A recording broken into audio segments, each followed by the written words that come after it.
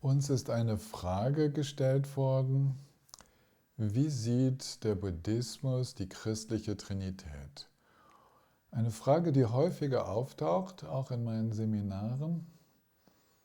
Und ich werde mal versuchen, die zu beantworten. Natürlich gibt es keine Sicht des Buddhismus auf das Christentum und die zentrale Lehre, die zentrale christliche Lehre. Aber es finden sich eine Menge Parallelen. Zunächst einmal die christliche Trinität. Das heißt ja, so auf Christlich sagt man ja Gott Vater, Sohn und Heiliger Geist. So, das ist also Gott, Christus und der Heilige Geist. Und viele, die von außen auf die buddhistische Lehre gucken, die denken, für die buddhistisch Praktizierenden wäre Buddha so etwas wie ein Gott. Und das ist ein Irrtum. Für die buddhistischen Praktizierenden ist Buddha so etwas wie Christus.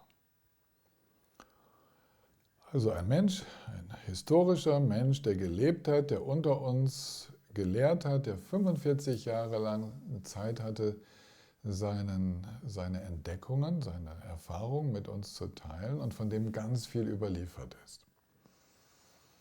Und wir würden sagen, diese inspirierten Lehren, wo wir auch mit der Inspiration dann sehen können, dass in den nachfolgenden Generationen die Inspiration weitergegangen ist bis heute, diese Quelle des Dharma, die würden wir Heiligen Geist nennen. Also das ist da, wo Dharma-Lehrende die Erfahrung machen, dass sie aus einer tiefen Verbundenheit heraus sprechen, die Worte wie von selbst kommen.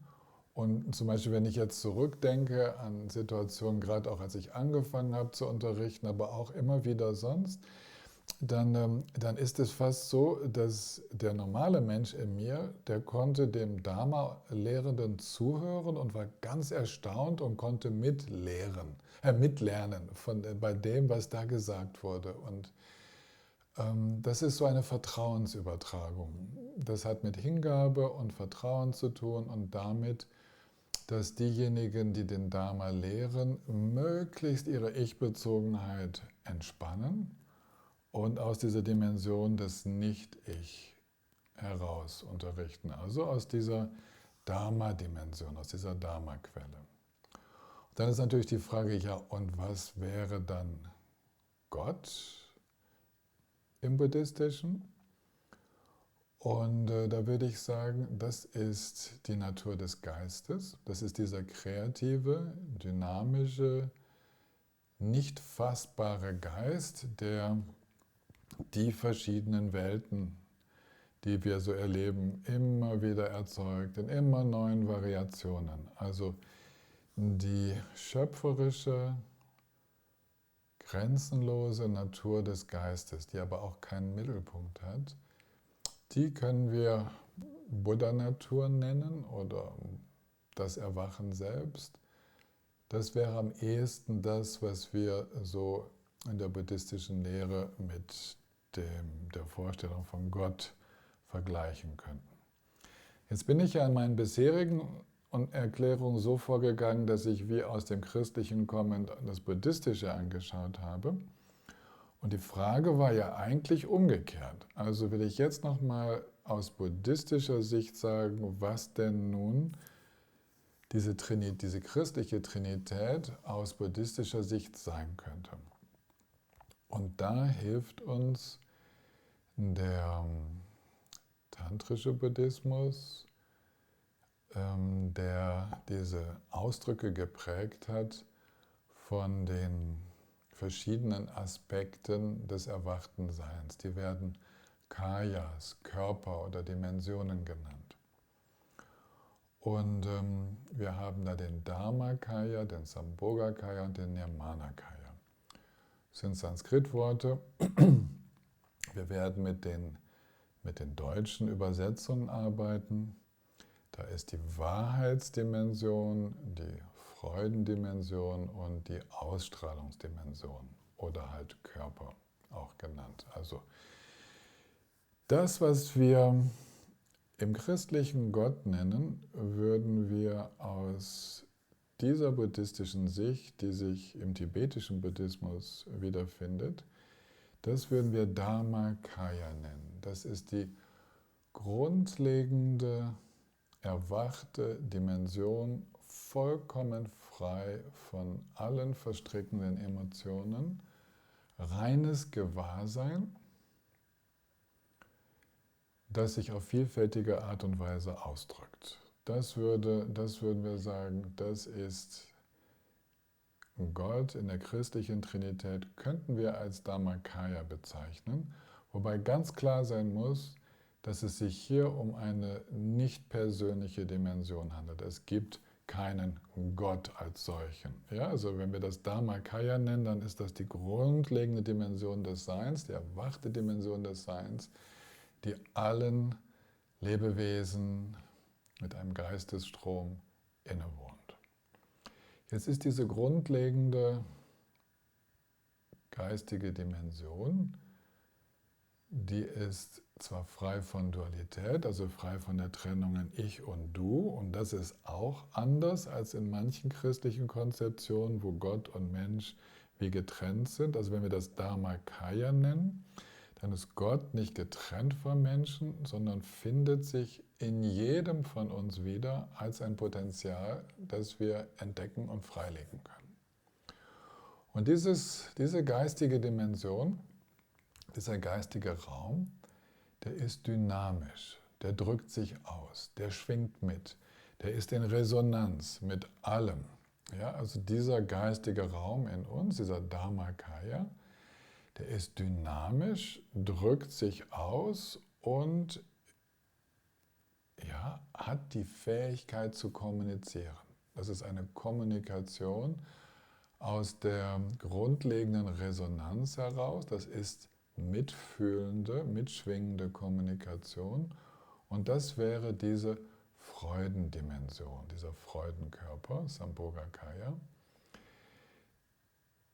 Der hat die Möglichkeit, sich in Beziehung zu setzen mit Menschen, mit anderen Geistesströmen und tut dies normalerweise in Form von lichten Visionen, Lichtkörpern. Also genauso wie der Heilige Geist sich damals offenbar den Jüngern manifestiert hat und immer wieder offenbar, würde der Sambhogakaya sich hingebungsvollen Praktizierenden immer wieder in Form von sehr starken Visionen manifestieren und ihnen Unterweisungen geben. Also dasselbe Prinzip wie beim Heiligen Geist, eine nicht verkörperte Präsenz des Eigentlichen, des Wahren, die kommunizieren kann, die so inspirierend ist, dass dann Menschen beginnen, ihre innere Praxis, ihre Geisteshaltung an dem auszurichten, was sie in diesen Visionen erfahren haben. Wir sprechen da von Sambhogakaya Buddhas, also zeitweilig sich manifestierenden Lichtkörpern, die für einen bestimmten Zweck erscheinen, eine Unterweisung geben und dann wieder sich in diese ursprüngliche Dimension, diese Wahrheitsdimension hinein auflösen. Davon gibt es ganz viele solche Manifestationen im Buddhismus und es könnte sein, dass das dem entspricht, was anderswo, also der Heilige Geist genannt wird. Und um dann noch eine Brücke zu schlagen, gibt es im Buddhismus, also in der buddhistischen Sichtweise, gibt es diese Ausstrahlungskörper. Nirmanakayas, die ausstrahlende, die sich manifestierende Dimension des erwachten Seins, drückt sich in tatsächlich fassbaren Personen aus. Das ist zum Beispiel Gautama Buddha, Buddha Shakyamuni, als fassbare Manifestation des Erwachens. Das wäre also jetzt der Sohn in der Trinität, in der christlichen Trinität. Wir könnten Christus, wenn wir dann ihn als Ausstrahlung von Gott, vom Dharmakaya verstehen wollen, wir könnten ihn als solch eine Manifestation Gottes auf der Welt betrachten. Aus buddhistischer Sicht ist es undenkbar, dass sich der Dharmakaya nur in einer Manifestation zeigen würde, sondern der Dharmakaya, diese Weisheits- oder Wahrheitsdimension, die manifestiert sich fortlaufend in immer wieder neuen Ausstrahlungskörpern, manifestiert sich unter uns Menschen, aber auch in anderen Lebensbereichen, sodass wir nie davon sprechen, dass es nur einen gibt, nur einen Buddha, sondern es gibt viele Buddhas, die sich im Laufe eines Zeitalters manifestieren werden. Und es gibt die Möglichkeit, dass solche erwachten Manifestationen auch sich zum Beispiel unter den Tieren zeigen oder in anderen Daseinsbereichen, von denen wir weniger wissen. Also da gibt es sehr viel Parallelen zur christlichen Trinität. Gott, Heiliger Geist und Sohn. Viele Parallelen, aber aus buddhistischer Sicht gibt es da nicht diese Vergegenständlichung und keine Beschränkung auf die einzige Manifestation Gottes, und das wäre der eine, den wir verehren als Gesandten von Gott. Das würden wir im Dharma, in der buddhistischen Lehre nicht so sehen, sondern wir sehen da ein Grundprinzip des Seins, eine grundlegend offene Dimension des Geistes, die dynamisch ist, die mitschwingt mit allem, was stattfindet und die aus dieser Resonanz heraus kommuniziert. Mitfühlende Kommunikation, weise Kommunikation in die verschiedenen Daseinsbereiche hinein. Und das alles wird nicht so arg vergegenständlich. Das ist wohl das Allerwichtigste. Es bleibt immer ein fließender Prozess, offene, dynamische Präsenz, erzeugt Erscheinungen, erzeugt Manifestationen, unaufhörlich, aber ohne dass irgendeine dieser Manifestationen eine bleibende Existenz hätte. Soweit vielleicht zu den Gemeinsamkeiten, und tatsächlich haben diese ganz offenkundigen Gemeinsamkeiten auch dann schon christliche Praktizierende inspiriert, gerade wenn sie einem tieferen, vielleicht einem mystischen Christentum angehören oder praktizieren, haben diese inspiriert, den buddhistischen Weg zu ihrem eigenen zu machen, ohne den christlichen Weg verlassen zu müssen. Das geht durchaus.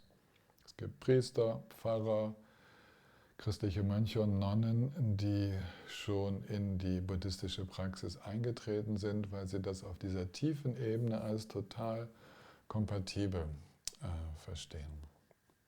Und für uns buddhistische Praktizierende im Westen ist es sehr, sehr hilfreich, wenn wir so Brücken schlagen können in den christlichen Kulturraum zu unseren Mitmenschen, die christlich geprägt sind, weil wir dadurch nicht in irgendeine Ablehnung hineingehen müssten. Das ist nicht grundlegend anders, wenn wir es auf dieser tiefen Ebene betrachten. Und das wäre eigentlich auch Sinn dieses kleinen Videos, dass wir das vielleicht als Anlass nehmen, weitere Brückenschläge zu versuchen, des gegenseitigen Verständnisses, worum es denn eigentlich geht, wenn wir vom Weg des Erwachens sprechen. Wir erwachen in genau diese Dimension hinein, die wir den Wahrheitskörper nennen. Es setzt sich genau diese Dimension frei, die wir den Freudenkörper oder die Freudendimension nennen. Und es zeigt sich die Fähigkeit zu erwachter Manifestation in dieser Welt. Und das ist das eigentliche Anliegen der gesamten buddhistischen Praxis.